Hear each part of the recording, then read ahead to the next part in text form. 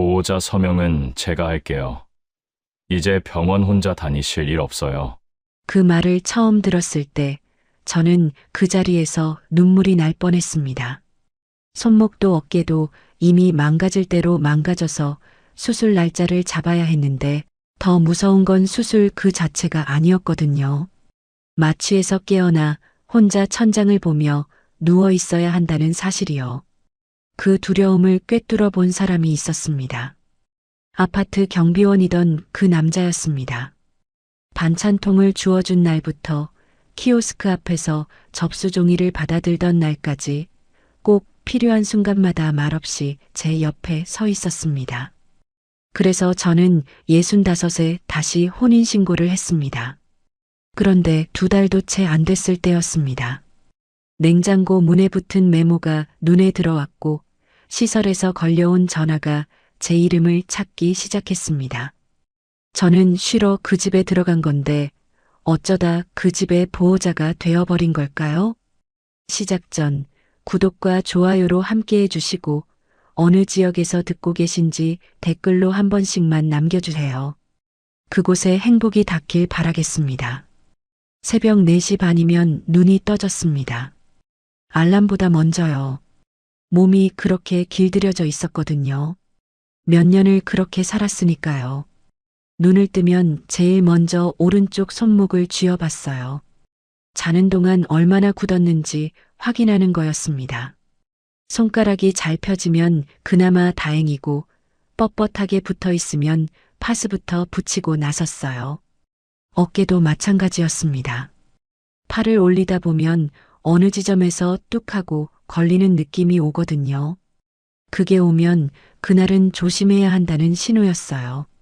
반찬 가게까지는 걸어서 20분 거리였습니다.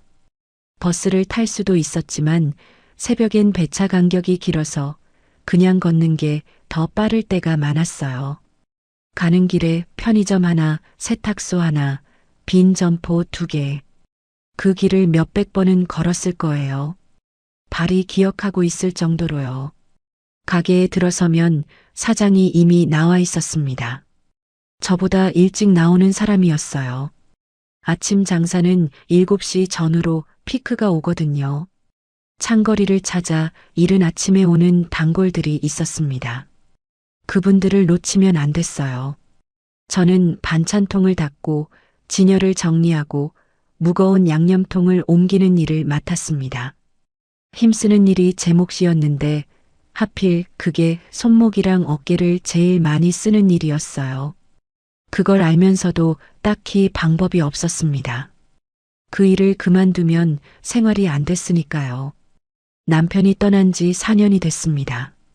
갑자기였어요. 아침에 밥 먹고 나갔다가 돌아오지 않았습니다. 심근경색이었고 병원에 도착했을 때 이미 늦었다는 말을 들었어요. 그 뒤로 제가 어떻게 살아왔는지는 길게 말하지 않아도 아실 거예요. 아이들은 각자 살기 바빴고 저는 같은 아파트 같은 층 같은 집에서 혼자 새벽을 맞이했습니다. 그 생활이 길어지면 길어질수록 몸이 먼저 버텨주질 않더라고요. 병원에 처음 간 건 손목이 너무 아파서였는데 진단을 받고 나서는 오히려 더 막막해졌습니다. 회전근개 파열이랑 손목 힘줄 손상이 같이 왔다고 했어요. 더 미루면 회복이 훨씬 길어진다는 말도 들었습니다. 수술을 해야 한다는 건 알겠는데 수술 동의서에 적힌 보호자 연락처 칸이 문제였어요. 접수 창구에서 종이를 받아들 때마다 그 칸 앞에서 펜이 멈췄습니다. 딸한테 전화할까? 아들한테 부탁할까? 딸은 멀리 살았고 아들은 전화만 해도 목소리에서 피곤함이 묻어났어요. 미안하다는 말을 먼저 하는 사람한테 또 부탁을 얹기가 어렵더라고요. 그냥 혼자 하면 되지 하고 생각했습니다. 수술도 혼자 가면 되고 퇴원도 혼자 하면 되고 그런데 솔직히 말하면 그게 진짜 무서운 거였어요. 수술 자체보다 수술이 끝나고 집에 돌아와서 천장 보며 혼자 누워 있어야 한다는 게요. 그 장면이 자꾸 머릿속에 그려졌습니다. 비가 오는 저녁이었습니다. 반찬 가게 문을 닫고 나오는데 스테인리스 반찬통 2개랑 장바구니를 양손에 나눠 들었어요. 빗속을 걸어오다 아파트 현관 유리문을 몸으로 밀고 들어서는 순간이었습니다. 손목 힘이 갑자기 풀렸어요. 아무 예고도 없이요. 그냥 툭 손에서 힘이 빠졌습니다. 반찬통 하나가 바닥에 떨어지면서 뚜껑이 열렸고 멸치볶음이 젖은 타일 바닥에 쏟아졌어요. 저는 허리를 숙이지도 못하고 그 자리에 멈춰 섰습니다. 손목이 아파서가 아니라 그냥 그 순간 너무 지쳐 있었거든요. 멸치가 바닥에 흩어지는 걸 보면서 이상하게 아무 생각도 안 들었어요. 그때 경비실 쪽에서 인기척이 났습니다. 말없이 쪼그려 앉아 반찬통을 집어드는 사람이 있었어요. 바닥에 쏟아진 멸치를 통 안에 쓸어 담고 주머니에서 작은 물티슈를 꺼내 타일을 닦았습니다. 제가 뭐라고 하기도 전에 다 해버렸어요. 그러고는 반찬통을 제 장바구니에 얹어주면서 한마디 했습니다. 엘리베이터 같이 타시죠. 한상철이었습니다. 같은 아파트 경비원으로 몇 년을 지냈는데 그 전까지는 그냥 지나치면서 목례 정도 하는 사이였거든요. 엘리베이터 안에서 그 사람은 제 손목 보호대를 한번 보더니 물었어요. 병원에서는 뭐래요? 수술해야 한다고요. 그것뿐이었습니다. 더 묻지도 않았고 뭐라고 위로하지도 않았어요. 층수를 누르고 조용히 서 있었습니다. 그런데 그 짧은 시간이 이상하게 편했어요. 가볍게 넘기지도 않고 과하게 반응하지도 않는 그 태도가요. 그 뒤로 자꾸 마주쳤습니다. 며칠 뒤에는 택배가 쌓여 있는데 제가 상자를 못 들고 있었어요. 어깨 때문에 팔을 들면 걸리는 느낌이 오거든요. 그 사람이 어느새 다가와 상자 2개를 들고 현관 안까지 넣어줬습니다. 아무 말 없이요. 고맙다고 했더니 무거운 건 내려놓으셔야죠 라고만 하고 갔어요. 분리수거장 앞에서는 음식물 봉투를 들고 서 있던 저 대신 봉투를 받아서 통에 넣어줬습니다. 그것도 말없이요. 뭔가 말을 붙이거나 눈길을 끌려는 게 아니었어요. 그냥 보이면 하는 사람처럼 움직였습니다. 어느 날 저녁엔 아파트 벤치에 앉아 진료 예약 확인서를 들여다보고 있었어요. 다음 주 검사 일정이랑 준비사항이 적혀 있었는데 혼자 보고 있으니까 어디서부터 어떻게 해야 하는지 머릿속이 복잡했거든요. 그때 옆에 앉으며 자판기 커피 하나를 내밀었습니다. 검사 오래 하시나 봐요. 받아서 마시면서 저도 모르게 말이 나왔어요. 검사도 검사지만 수술 끝나고가 더 걱정이라고. 혼자 집에 누워있을 생각이 더 무섭다고. 가까운 사람한테도 잘 안 하는 말을 왜 그날은 그렇게 쉽게 했는지 모르겠습니다. 그 사람이 흘려듣지 않는다는 게 느껴져서 그랬던 것 같아요. 그 사람은 잠시 커피를 들고 있다가 말했습니다. 수술보다 무서운 건 끝나고도 혼자 누워 있는 거예요. 제 말을 그대로 받아서 돌려줬는데 이상하게 그게 위로가 됐습니다. 공감해줘서가 아니라 제가 느끼는 걸 정확하게 알고 있는 사람처럼 말해서요. 그 사람도 그런 순간이 있었던 사람이구나 하는 생각이 들었어요. 집에 올라와서도 그 말이 계속 머릿속에 남았습니다. 손목에 파스를 붙이면서요. 내일 새벽에 또 일어나야 한다는 걸 알면서요. 수술 날짜는 아직 안 잡혔고 보호자 연락처 칸은 여전히 비어 있었습니다. 그런데 그날은 그게 조금 덜 무서웠어요. 왜 그랬는지는 그때는 몰랐습니다. 수술 날짜가 잡혔습니다. 정형외과 선생님이 더 이상 미루지 말라고 했어요. 손목 힘줄 상태가 생각보다 빠르게 나빠지고 있다고. 지금 하면 회복이 석 달이지만 한 달만 더 늦으면 그게 2배는 될 수도 있다고 했습니다. 날짜를 듣고 나서 접수 창구에서 수술 동의서를 받아들었는데 보호자 연락처 칸이 또 눈에 들어왔어요. 펜을 들고도 한참 그 칸 앞에서 멈췄습니다.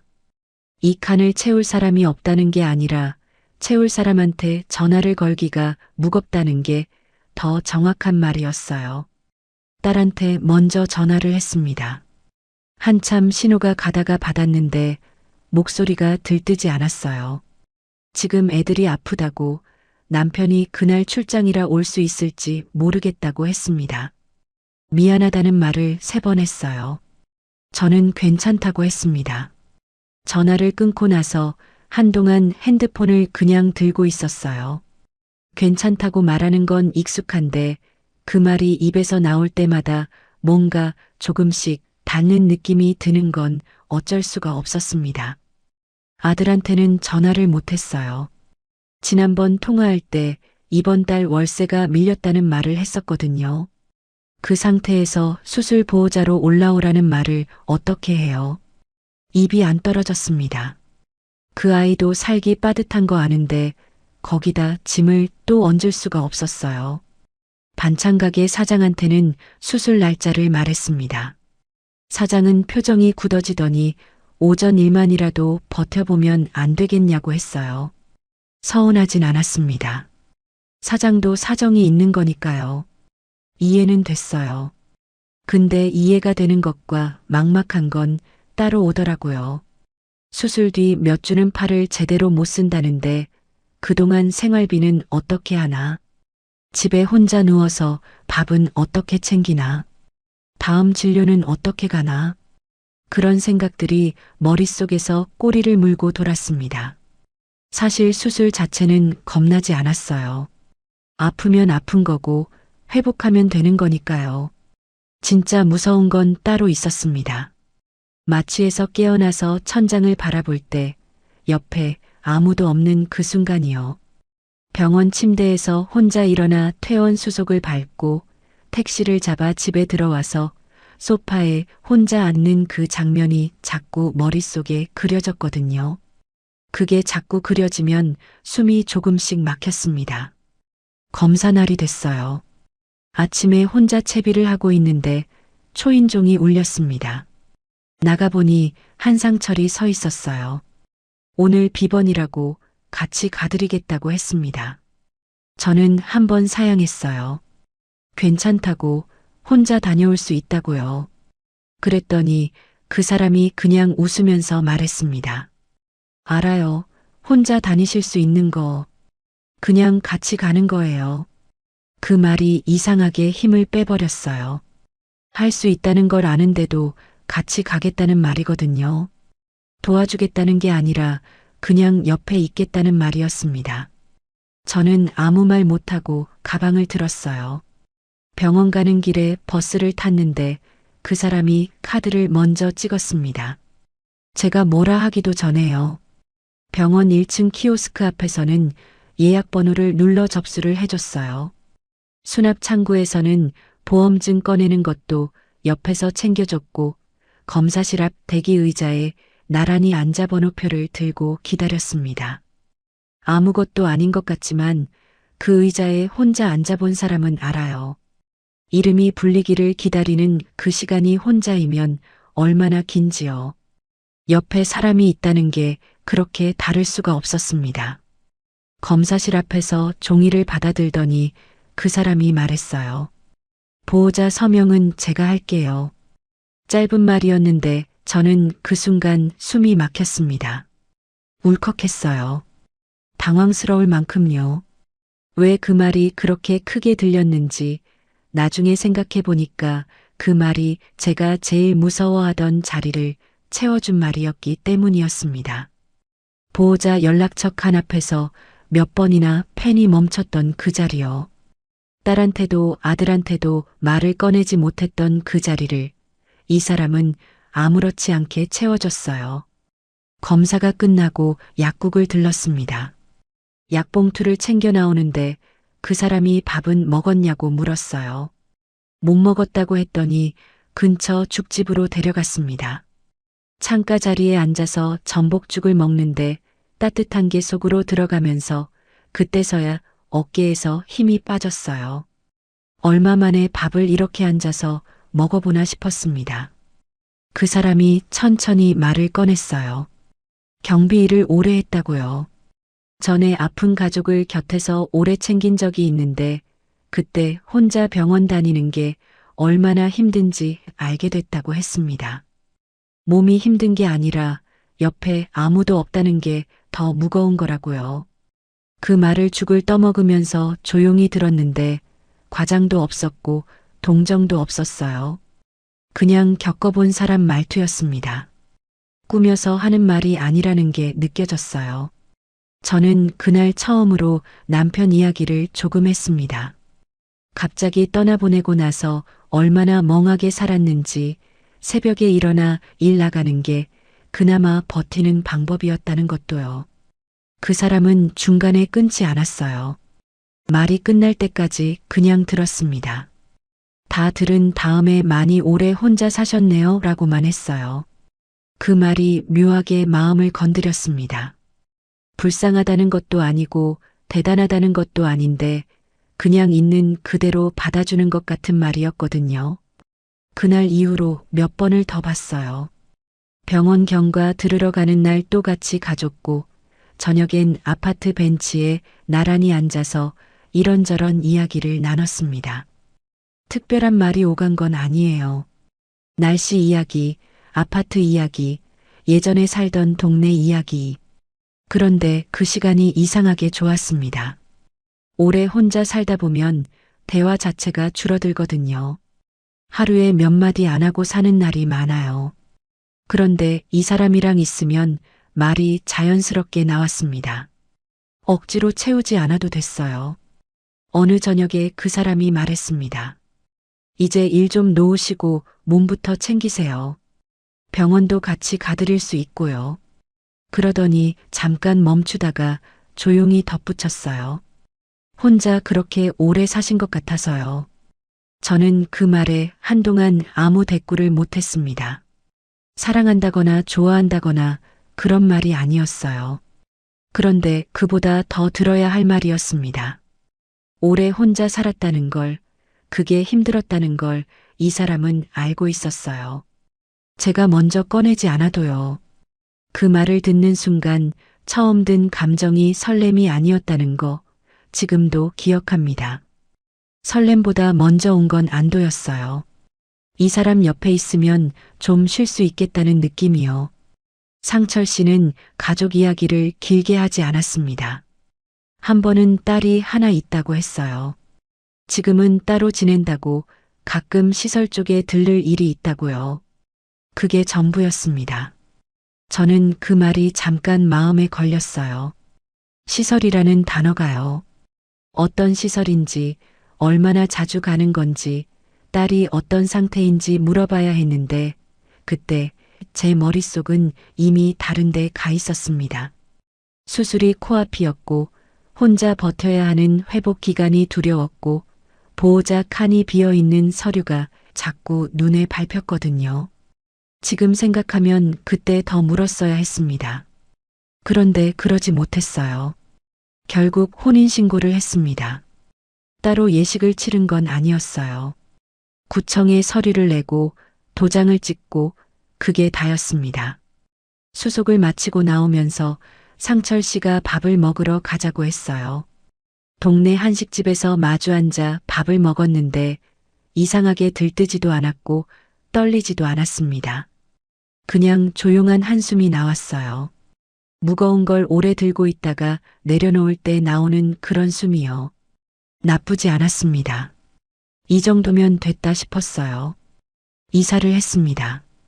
짐이 많지 않았어요. 오래 혼자 살다 보면 살림이 크지 않아지거든요. 필요한 것만 남게 됩니다. 이삿날 상철 씨가 박스를 옮기면서 말했어요. 이제는 새벽일 안 해도 됩니다. 몸만 챙기세요. 그 말이 좋았습니다. 정말로요. 새벽 4시 반에 눈을 뜨지 않아도 된다는 말처럼 들렸거든요. 손목에 파스를 붙이지 않아도 되는 아침이 올 수도 있겠다 싶었어요. 몇 년 만에 처음 드는 생각이었습니다. 그런데 그날 저녁이었어요. 짐을 풀다가 냉장고 문에 뭔가 붙어 있는 걸 봤습니다. 작은 메모지였어요. 작은 글씨로 적혀 있었는데 읽으면 읽을수록 이마가 서늘해졌습니다. 약, 도시락, 화요일 2시, 금요일 11시 시설. 반복되는 일정이었어요. 한 주만의 메모가 아니었습니다. 날짜 옆에 작게 표시가 되어 있었는데 이미 몇 주치가 빼곡하게 적혀 있었어요. 저는 그 메모지를 한참 바라봤습니다. 시설이라는 단어가 다시 눈에 들어왔어요. 이번엔 그냥 지나쳐지지 않았습니다. 화요일 아침이었습니다. 상철 씨가 평소보다 일찍 일어났어요. 저는 부엌에서 물을 끓이고 있었는데 그 사람이 옷을 갈아입으며 아무렇지 않게 말했습니다. 오늘은 일찍 준비해요.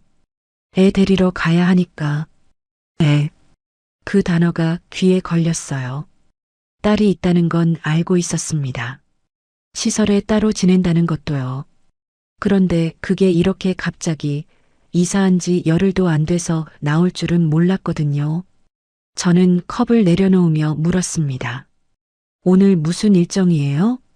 상철 씨는 수건으로 손을 닦으면서 말했어요. 34된 딸 한수진, 지적장애가 있고 생활시설에서 지내는데 정기적으로 외출 일정이랑 병원 면담이 있다고요.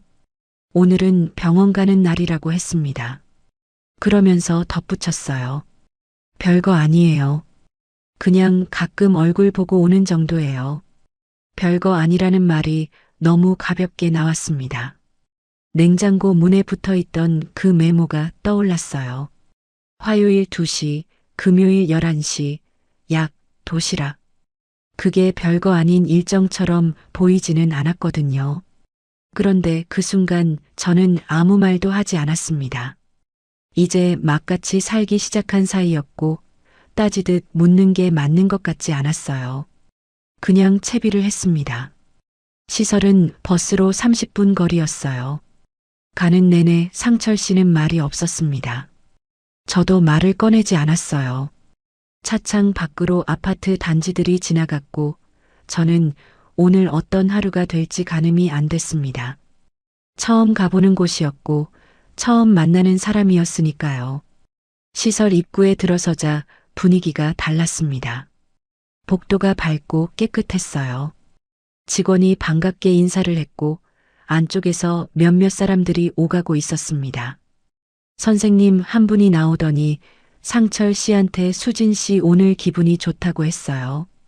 그 말이 끝나기도 전에 복도 끝에서 한수진이 뛰어나왔습니다. 34이라고 들었는데 달려오는 모습은 어린아이 같았어요. 상철 씨를 보자마자 아빠 하고 소리를 지르며 팔을 벌렸습니다. 상철 씨가 등을 두드려줬어요. 수진 씨는 그러다가 갑자기 불안이 올라오는지 상철 씨 팔을 세게 붙잡고 놓지 않았습니다. 눈이 빠르게 움직이더니 제 쪽을 봤어요. 저는 그냥 서 있었습니다. 웃어야 할지, 인사를 해야 할지, 어떻게 해야 할지 몰랐어요. 처음 보는 사람한테 어떻게 반응할지 예측이 안 됐거든요. 그런데 수진 씨가 천천히 제 옆으로 왔습니다. 그러더니 제 팔을 끌어안았어요. 꽤 세게요. 놓지 않았습니다. 시설 선생님이 옆에서 말했어요. 새로운 사람한테 이렇게 붙는 건 드문데요. 상철 씨가 웃으면서 말했습니다. 애가 사람을 잘 알아보나 보네. 그 말이 흐뭇한 말처럼 들렸는데 저는 수진 씨가 팔을 잡고 있는 채로 묘하게 굳어 있었어요. 놓아달라고 할 수도 없었고 그냥 서 있었습니다. 수진 씨 손이 생각보다 힘이 셌어요. 손목 수술을 앞두고 있는 제 팔이었는데 그 손이 그쪽을 잡고 있었습니다. 병원으로 이동했습니다. 정기 진료가 있었어요. 상철 씨는 차를 몰았고 수진 씨는 뒷좌석에서 제 옆에 앉았습니다. 가는 내내 제 소매를 만지작거렸어요. 저는 가만히 있었습니다. 병원 대기실에 앉았는데 수진 씨가 자꾸 일어나려고 했어요. 번호가 불리기까지 기다려야 하는데 가만히 있는 걸 힘들어했습니다. 상철 씨는 접수 창구 쪽에 서 있었어요. 자연스럽게 제가 옆에서 달래게 됐습니다. 손을 잡아줬고 괜찮다고 했어요. 수진 씨가 좋아하는 과자가 가방에 있다고 상철 씨가 말해줘서 꺼내줬습니다. 그게 효과가 있었어요. 수진 씨가 과자를 먹으면서 조금 진정됐거든요. 진료실에서 나온 의사 선생님이 보호자한테 설명을 해줬습니다. 약 용량 조정에 대한 이야기였어요. 상철 씨는 서류를 들고 있었고 선생님은 자연스럽게 저를 보며 말했습니다. 제가 옆에 서 있었으니까요. 저는 얼떨결에 고개를 끄덕였어요. 나중에 약국에서 약봉투를 받아든 것도 저였습니다. 상철 씨가 수납을 하는 동안 약사가 복약 설명을 해줬는데 그것도 제 쪽을 보고 했어요. 점심을 먹으러 근처 식당에 들어갔습니다. 수진 씨는 낯선 공간에서 또 불안해했어요. 메뉴판을 보면서 뭘 먹어야 할지 몰라 했고 수저를 놓는 것도 어색해했습니다. 상철 씨는 자리에 앉아 핸드폰을 꺼냈어요. 저는 수진 씨 옆에 앉아 수저를 쥐어줬습니다. 밥을 먹을 때 한쪽으로 흘리지 않게 옆에서 봐줬어요. 물도 따라줬습니다. 그 일이 자연스럽게 제 손으로 넘어와 있었어요. 누가 시킨 것도 아닌데요. 밥을 다 먹고 나오는 길에 상철 씨가 말했습니다. 처음인데도 잘하시네. 애가 당신을 잘 따르네. 칭찬처럼 들렸어요. 그런데 이상했습니다. 칭찬인데 기분이 좋지 않았거든요. 잘한다는 말이 앞으로도 이렇게 하면 된다는 말처럼 들렸어요. 오늘 같은 하루가 앞으로도 계속된다는 걸 전제로 한 말처럼요. 저는 아무 말도 안 했습니다. 그냥 웃었어요. 집으로 돌아오는 차 안에서 수진 씨는 잠들었습니다. 상철 씨가 말했어요. 오늘 수월했어. 당신이 있으니까. 그 말도 칭찬이었습니다. 그런데 저는 그 말을 들으면서 창밖을 봤어요. 수월했다는 게 자기가 수월했다는 말이잖아요. 제가 편했냐는 말은 없었습니다. 집에 들어오니 늦은 오후였어요. 수진 씨를 시설에 데려다 주고 온 뒤라 이미 저녁 시간이 가까웠습니다. 저는 주방에 서서 손목에 파스를 새로 붙였어요. 오늘 수진 씨 손을 잡고 달래면서 손목을 꿰었거든요. 식탁 아래를 보니 수진 씨가 먹다 남긴 과자 봉지, 약봉투, 물티슈, 갈아입힌 옷가지가 쌓여 있었습니다. 치우지 않은 채로요. 상철 씨는 소파에 앉아 TV를 켰어요. 그러더니 말했습니다. 당신이 있어서 오늘 훨씬 수월했어. 두 번째 듣는 말이었습니다. 아까 차 안에서도 똑같은 말을 했거든요. 저는 식탁 아래 물건들을 주워 담으면서 생각했어요. 오늘 하루 동안 제가 한 일을 순서대로 떠올려 봤습니다. 대기실에서 수진 씨를 달랬고, 과자를 꺼내줬고, 약봉투를 받아들었고, 복약 설명을 들었고, 밥을 먹일 때 옆에서 봐줬고, 식탁 아래 물건을 치웠습니다. 상철 씨가 한 건 접수 서류를 들고 결제를 하고 차를 운전한 것이었어요. 저는 파스를 붙인 손목을 내려다봤습니다. 이 손으로 수술을 해야 한다는 걸 오늘도 까맣게 잊고 있었어요. 그때였습니다.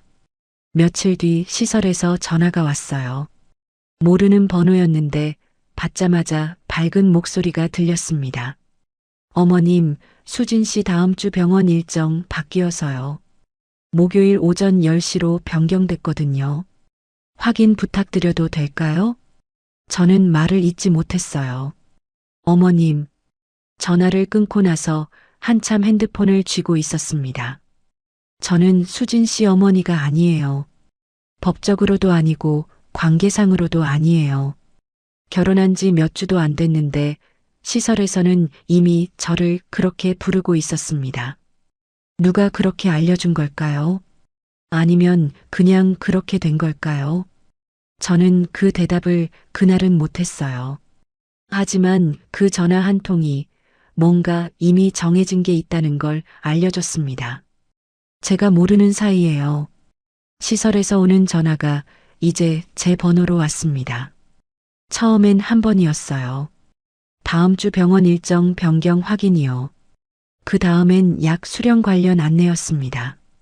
그 다음엔 보호자 면담 일정 조율이었어요. 전화가 올 때마다 상대방은 자연스럽게 저를 어머님이라고 불렀고 저는 그때마다 뭔가 말을 하려다가 그냥 넘겼습니다. 정정하는 게 이상한 상황처럼 느껴졌거든요. 전화를 끊고 나면 꼭 찜찜함이 남았어요. 그런데 다음 전화가 오면 또 그냥 받았습니다. 상철 씨한테 말했어요. 시설에서 전화가 자꾸 제 쪽으로 온다고요. 상철 씨는 대수롭지 않게 말했습니다. 내가 일하다 보면 전화를 못 받으니까 당신이 좀 받아줘요. 어차피 별 내용 아니잖아요.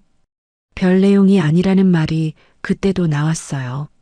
냉장고 메모를 처음 봤을 때도 시설에 처음 같이 갔을 때도 그 사람은 늘 별거 아니라고 했습니다. 그런데 별거 아닌 일들이 하루하루 쌓이면서 제 하루를 채워가고 있었어요. 약 변경 사항이 생기면 제가 받아 적었습니다. 외출 신청을 할 때도 보호자 확인이 필요하면 제 이름으로 됐어요.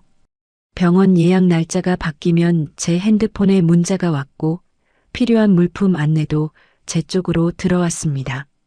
냉장고 문 메모도 어느새 제가 직접 고쳐 쓰고 있었어요. 처음엔 확인만 하려고 봤는데 보다 보니 빠진 게 눈에 띄고 그걸 채우고 있는 게 저였습니다. 그러는 사이에 제 수술 날짜 얘기는 뒤로 밀렸어요. 정형외과에서 다시 연락이 왔습니다. 수술 전 마지막 검사를 해야 한다고 날짜를 잡아야 한다고요. 저는 상철 씨한테 말했어요. 이번 주 아니면 다음 주 안에 검사를 받아야 한다고요. 상철 씨가 말했습니다. 지금은 수진 병원부터 봐야지. 다음 주에 다시 잡으면 되잖아요. 다음 주라는 말이 나왔어요. 그래서 기다렸습니다. 다음 주가 됐는데 이번엔 시설 면담이 잡혀 있었어요. 그 다음 주엔 수진 씨 외출 일정이 겹쳤습니다. 그렇게 한 주, 두 주가 지나갔어요. 저는 다시 말했습니다. 손 상태가 계속 이러면 안 된다고 병원에서도 더 미루지 말라고 했다고요. 상철 씨는 소파에 앉은 채로 말했어요. 집에 있으면서 조금 쉬면 괜찮아질걸. 뭘 그렇게 크게 봐요? 크게 본다는 말이었습니다. 손목 힘줄이 망가지고 있다는 걸 제가 크게 본다고요. 저는 그 말에 아무 대답을 안 했어요. 대답을 하면 싸움이 될 것 같았거든요. 그냥 부엌으로 들어갔습니다. 싱크대 앞에 서서 물을 한 잔 따라 마셨어요. 손목이 시큰거렸습니다. 시설 면담 날이 됐습니다. 상담사가 넓지 않은 면담실에서 우리 둘을 맞이했어요. 탁자 위에 수진 씨 생활 기록지가 놓여 있었고 상담사는 요즘 수진 씨 상태가 많이 안정됐다고 했습니다. 표정도 좋아지고 외출 후에도 회복이 빠르다고요. 그러더니 저를 보며 말했어요. 어머님이 챙기시니까 아이가 표정이 좋아졌네요. 상철 씨는 그 말을 듣고 아무 말도 하지 않았습니다. 정정하지 않았어요. 저도 어머님이 아니라고 말하지 못했습니다. 면담실 분위기가 이미 그렇게 흘러가고 있었거든요. 상담사는 계속 저한테 물었어요. 집에서 약은 잘 드시나요? 외출 후 돌아와서 어떠세요? 다음 달 일정은 어떻게 하실 건가요? 저는 아는 범위에서 대답했고 모르는 건 상철 씨한테 물었는데 상철 씨는 그때마다 당신이 더 잘 알지 않아요 라고 했습니다. 집에 돌아오는 길에 상철 씨가 말했어요. 당신이 훨씬 안정적이야. 원래 이런 건 여자 손이 더 세심하잖아. 여자 손이라는 말이었습니다. 제가 잘해서가 아니라 여자라서 이 역할이 맞다는 말이었어요. 저는 그 말을 차 안에서 들으면서 창밖을 봤습니다. 뭐라고 받아쳐야 할지 몰라서가 아니었어요. 말을 꺼내봤자 어디로 가는 대화인지 이미 알 것 같아서였습니다. 그날 밤이었어요. 수진 씨가 외출 후 흥분이 가시지 않았습니다. 시설에 들어가기 싫다고 버텼던 모양인지 집에 와서도 몸에 긴장이 남아 있었어요. 약을 줬는데 거부했습니다. 뱉어내려고 했어요. 저는 옆에 앉아서 달래봤습니다. 좋아하는 음료를 줘서 같이 마시면서 천천히 약을 다시 권했어요. 한참이 걸렸습니다. 그러다 결국 울음을 터뜨렸어요. 크게 소리내서 울었습니다. 상철 씨는 방문 앞에 서 있었어요. 달래주러 들어올 줄 알았습니다. 그런데 저한테 말했어요. 당신이 좀 안아봐요. 낮에 자라더니 왜 그래? 낮에 자라더니. 저는 수진 씨를 안았습니다. 허리가 끊어질 것 같았어요. 수술을 앞두고 있는 어깨로 34짜리 성인을 붙잡고 있었거든요. 수진 씨는 한동안 울다가 지쳐서 기댔습니다. 그 무게가 고스란히 제 어깨와 팔로 왔어요. 이를 악물었습니다. 상철 씨는 문턱에 기대서서 말했어요. 이 정도도 못하면 앞으로 어쩌려고 그래. 부탁이 아니었습니다. 판정이었어요. 이 정도는 해야 한다는 기준선을 그어놓고 제가 거기 미치는지 보는 말이었어요. 저는 아무 말도 안 했습니다. 수진 씨 등을 두드리면서 속으로 숨을 골랐어요. 소리를 지르고 싶었지만 그러지 않았습니다. 지금 소리를 지르면 수진 씨가 더 불안해질 거라는 걸 알았거든요. 그래서 참았어요. 그 사람 때문에 참은 게 아니라 수진 씨 때문에 참은 겁니다. 수진 씨가 잠들고 나서 저는 주방에 나와 앉았어요. 아무것도 하지 않고 그냥 앉아 있었습니다. 손목이 욱신거렸어요. 어깨가 뻐근했습니다. 새벽 반찬 가게 일을 하던 때보다 몸이 더 무거웠어요. 그때는 새벽에 혼자 걸어가는 게 힘들었지만 집에 돌아오면 소파에 눕는 게 제 시간이었거든요. 지금은 집에 있어도 제 시간이 없었습니다. 다음 날 아침이었어요. 핸드폰이 울렸습니다. 모르는 번호였어요. 받았더니 병원이었습니다. 오미라님, 지난주 수술 전 검사 예약이 취소된 걸로 확인이 되는데요. 다시 잡으실 건가요? 저는 멈췄습니다. 취소한 적이 없었어요. 저는 그 예약을 취소한 적이 없었습니다. 분명히요. 전화를 끊고 나서 상철 씨한테 물었어요. 조용히 감정 없이 물었습니다. 병원에 전화한 적 있어요? 상철 씨는 잠깐 눈을 피하더니 말했어요. 수진 병원이랑 날짜가 겹치길래 어차피 다음에 다시 잡으면 되잖아요. 어차피 다음에 또 그 말이었습니다. 저는 그 자리에서 아무 말도 안 했어요. 따지지도 않았습니다. 그런데 속에서 뭔가 선이 그어지는 느낌이 들었어요. 차갑고 얇은 선 하나가요. 이 사람은 물어보지 않았습니다. 제 수술 날짜를 본인이 취소하면서 저한테 한마디도 하지 않았어요. 당연하게요. 그게 당연한 것처럼요. 저는 부엌으로 들어가 물을 한 잔 따랐습니다. 손이 조금 떨렸어요. 그날 이후로 저는 말수를 줄였습니다. 일부러 그런 건 아니었어요. 말을 꺼낼 때마다 어디선가 막히는 느낌이 들었거든요. 뭔가를 말하면 별거 아니라는 말이 돌아오거나 당신이 크게 본다는 말이 나오거나 아니면 그냥 무시됐습니다. 그러다 보니 입을 여는 게 점점 무거워졌어요. 말하지 않는 게 더 편해졌습니다. 그게 편한 건지 포기한 건지는 그때는 잘 몰랐어요. 집안에서 제 하루는 정해져 있었습니다. 아침에 일어나면 수진 씨 관련 일정을 확인했어요. 이번 주 병원이 있는지, 시설에서 요청한 물품이 있는지, 약통이 부족하지는 않은지요. 그걸 확인하고 나서 장을 봤습니다. 수진 씨가 먹을 수 있는 것들을 따로 챙겼어요. 집으로 돌아와서는 다음 외출 때 입힐 옷을 골라뒀고 패드와 여분 옷가지를 가방에 넣어뒀습니다. 시설에 넣어보낼 물품 목록을 적어서 상철 씨한테 건네면 상철 씨는 확인도 잘 안 하고 그냥 받아서 차에 실었어요. 돌아오는 말은 늘 부족하다는 쪽이었습니다. 밥이 늦으면 왜 이렇게 늦냐고 했어요. 약봉투 정리가 헷갈리면 혼자 살던 습관을 못 버렸다고 했습니다. 시설 선생님한테 대답을 제대로 못하면 당신이 원래 좀 답답하지 않냐고 했어요. 한 번은 수진 씨 외출 일정을 정리한 메모를 잘못 썼는데 상철 씨가 그걸 보고 말했습니다. 이것도 제대로 못해요 하고요. 저는 그 말을 듣고 잠깐 손이 멈췄어요. 틀린 건 맞는데 그 말이 틀린 것에 대한 말이 아니라 제 전체에 대한 말처럼 들렸거든요. 그런 말들이 쌓였습니다. 하루에 한 번씩이요. 크지 않은 말들이었어요. 소리를 지른 것도 아니고 욕을 한 것도 아니었습니다. 그런데 작은 말들이 매일 쌓이면 어떻게 되는지 그때 처음 알았어요.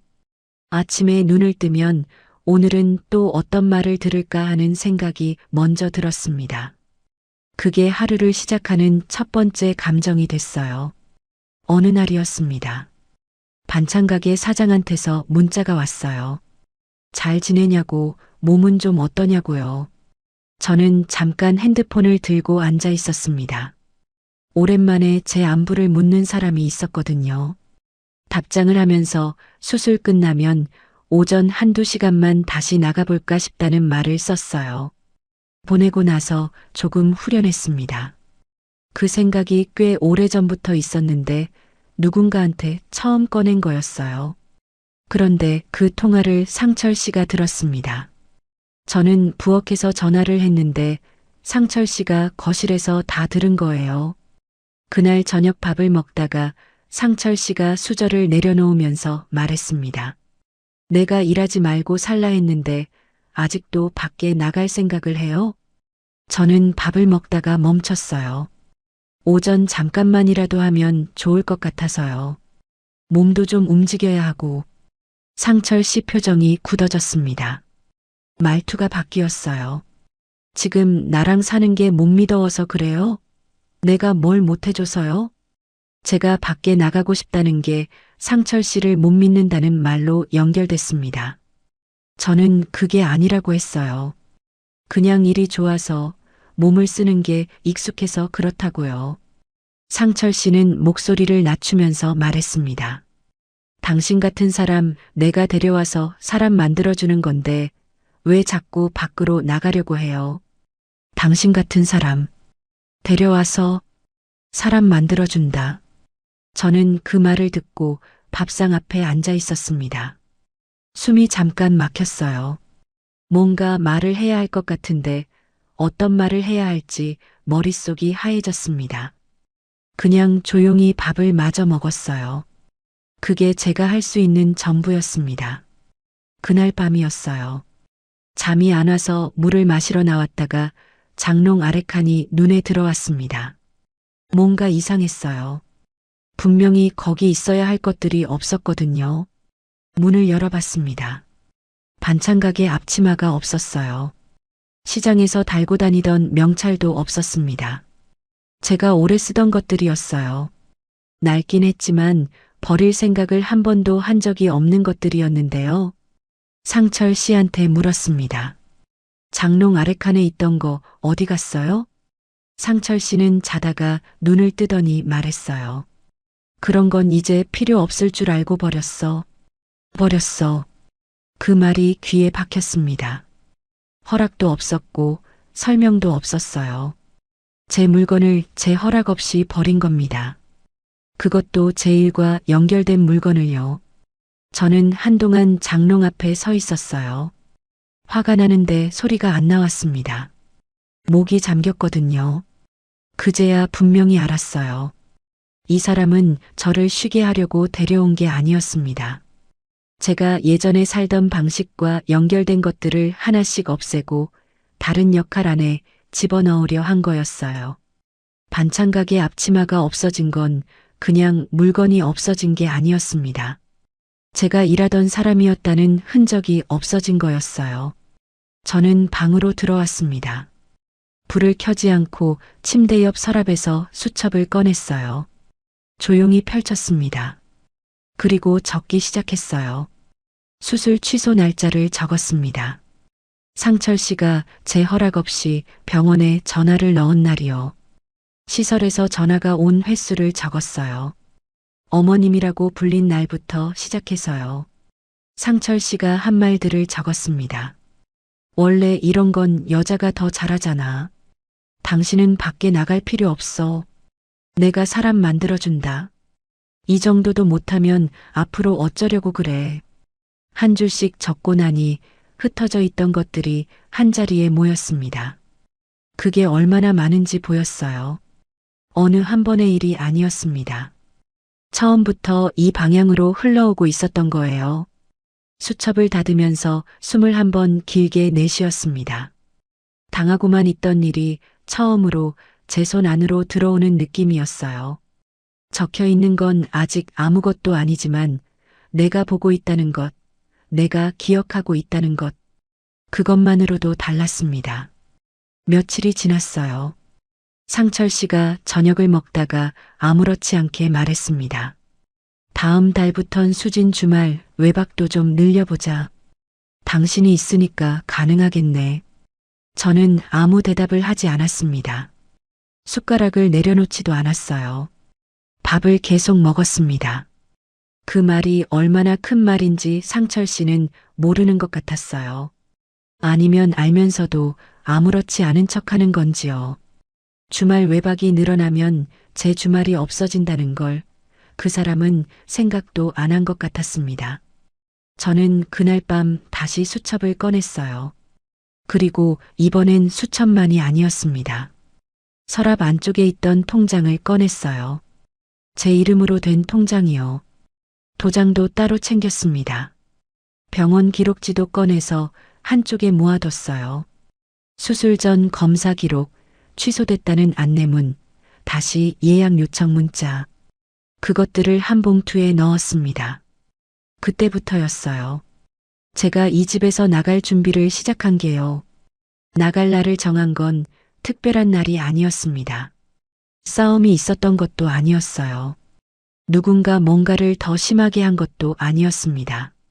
그냥 어느 아침에 눈을 뜨면서 알았어요. 오늘이다 하고요. 더 기다릴 이유가 없었습니다. 더 확인할 것도 없었어요. 수첩에 적힌 것들은 이미 충분했고 봉투 안에 모아둔 서류들도 준비가 됐고 제 마음도 더 흔들리지 않았습니다. 새벽이었어요. 상철 씨는 자고 있었습니다. 저는 조용히 일어났어요. 부엌으로 나와서 물을 한 잔 마셨습니다. 손이 떨리지 않았어요. 이상하게 차분했습니다. 오히려 오래 아팠던 어깨가 그날 아침엔 덜 무거운 것 같았어요. 챙길 것들을 미리 봐뒀었습니다. 작은 가방 하나였어요. 옷 몇 벌, 속옷, 세면도구, 통장이랑 도장, 병원 기록 봉투, 수첩. 그게 다였습니다. 가방이 가벼웠어요. 이 집에 들어올 때도 짐이 많지 않았는데 나갈 때는 더 적었습니다. 그게 이상하게 홀가분하기도 했고 씁쓸하기도 했어요. 몇 달을 살았는데 챙길 게 이것밖에 없다는 게요. 나가기 전에 식탁을 봤습니다. 수진 씨 관련 서류 처리 있었어요. 병원 기록, 시설 안내문, 약 복용 일정표. 저는 그것들을 식탁 위 한쪽에 가지런히 모아뒀습니다. 보기 쉽게요. 그 다음엔 남은 약봉투를 종류별로 나눠서 고무줄로 묶었어요. 어지럽게 섞여 있으면 나중에 헷갈리니까요. 싱크대 물기를 닦았습니다. 가스밸브도 확인했어요. 누가 보면 이상하게 볼 수도 있었을 거예요. 나가는 사람이 왜 이런 걸 정리하고 가냐고요.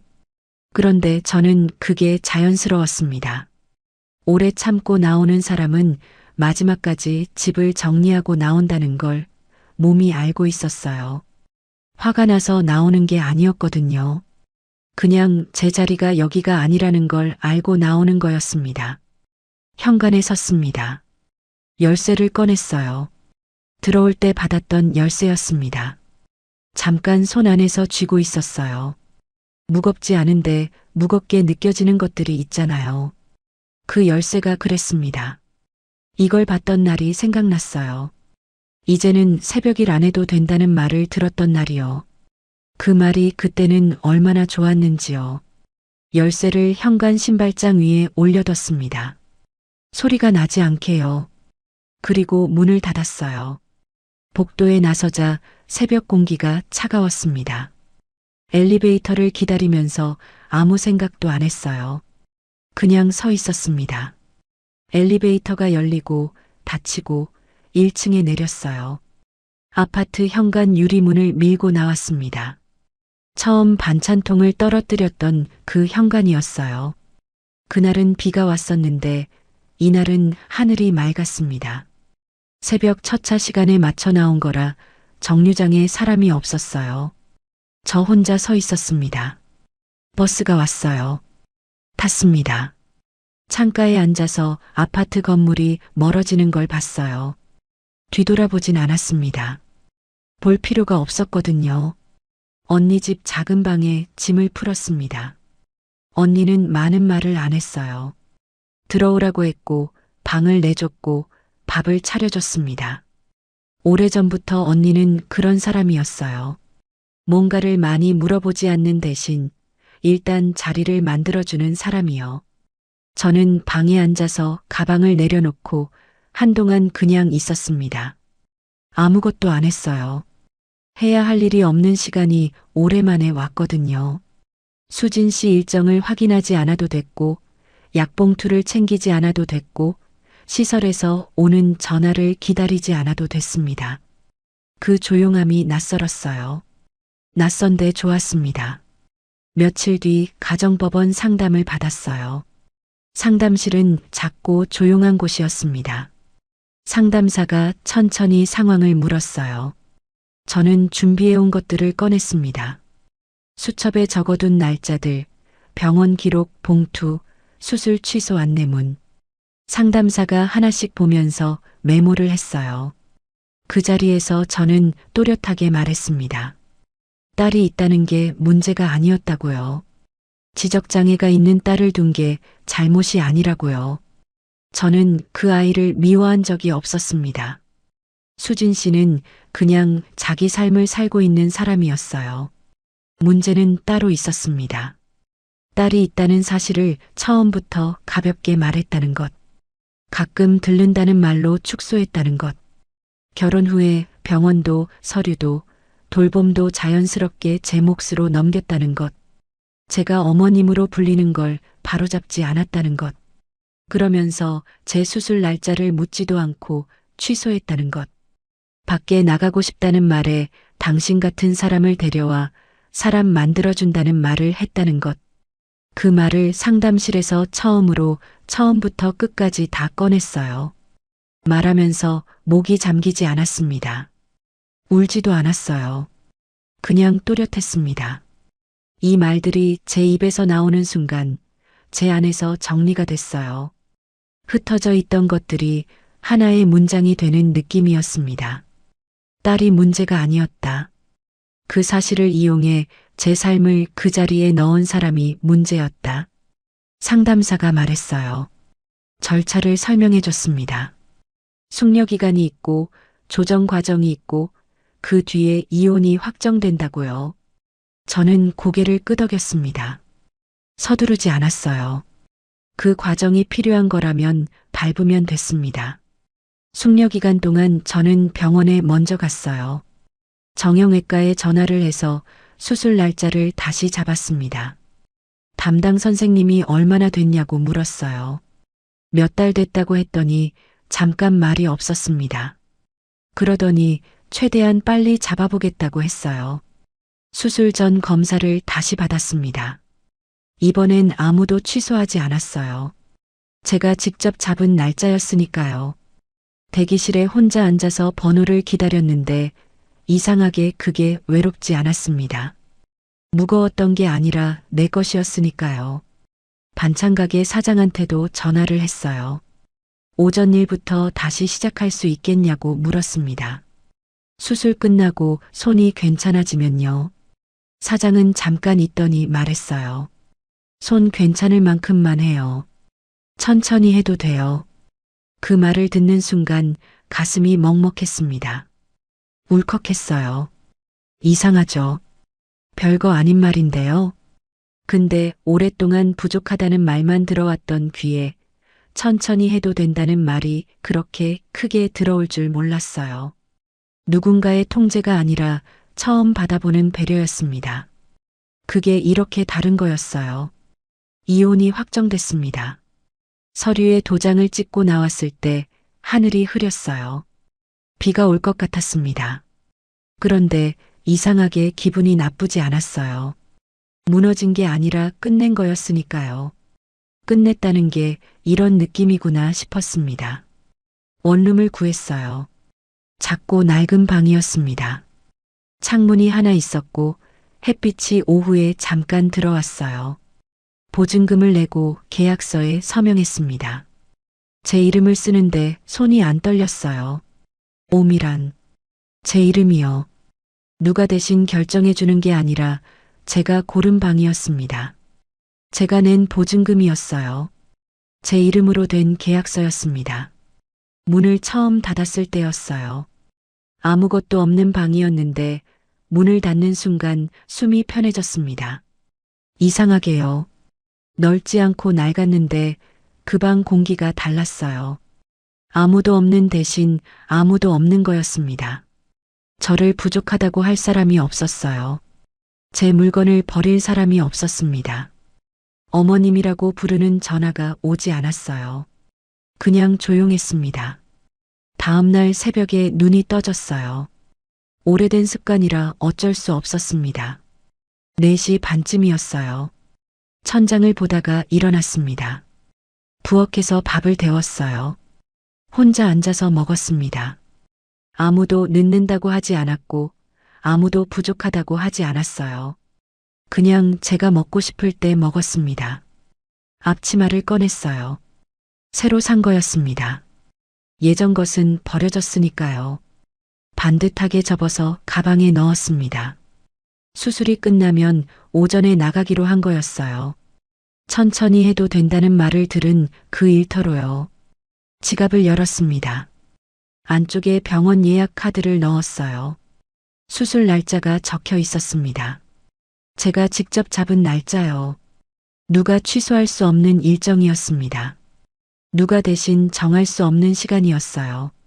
저는 그걸 보면서 알게 됐습니다. 저를 살린 건 누군가의 보호가 아니었어요.